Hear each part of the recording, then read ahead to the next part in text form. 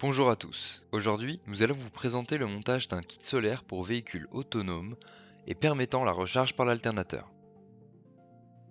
L'installation est composée d'un moniteur de batterie BMW et de son shunt, d'une batterie, un régulateur de charge MPPT, un convertisseur 12 volts vers 230 volts, un battery protect et enfin un coupleur de batterie Cyrix.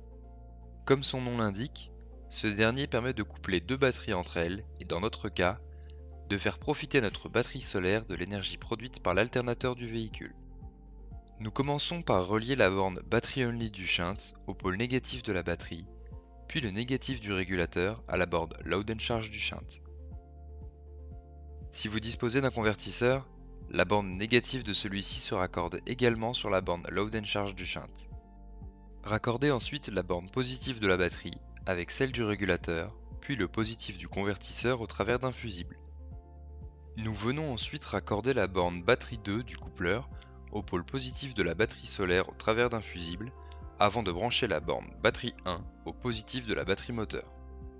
Enfin, et pour finir avec les raccords positifs, reliez le pôle plus de la batterie solaire à la borne in du battery protect, avant de raccorder la borne out au tableau de distribution 12 volts. Nous relions maintenant la borne load and charge du shunt au négatif de la batterie moteur, elle-même reliée au pôle négatif de l'alternateur ainsi qu'à la borne Start Assist du Cyrix. Toujours depuis la borne Load and Charge du shunt, nous venons raccorder le négatif du tableau 12 volts ainsi que la borne Ground du Battery Protect à l'aide de son câble fourni. La dernière étape avant de passer à la configuration est le branchement du câble d'alimentation du shunt. Ce câble rouge de faible section, fourni avec le BMW, vient relier la borne B1 du shunt avec la borne positive de la batterie. Reliez ensuite l'afficheur du BMW à l'aide du câble RJ12 fourni.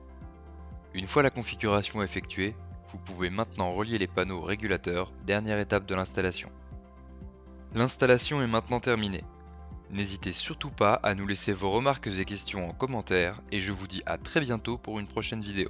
Nous vous remercions d'avoir regardé la vidéo. Si vous avez aimé, n'hésitez pas à liker, partager ou commenter. Consultez notre site en cliquant ici ou regardez la vidéo en cliquant là. Et surtout, suivez-nous sur nos réseaux sociaux.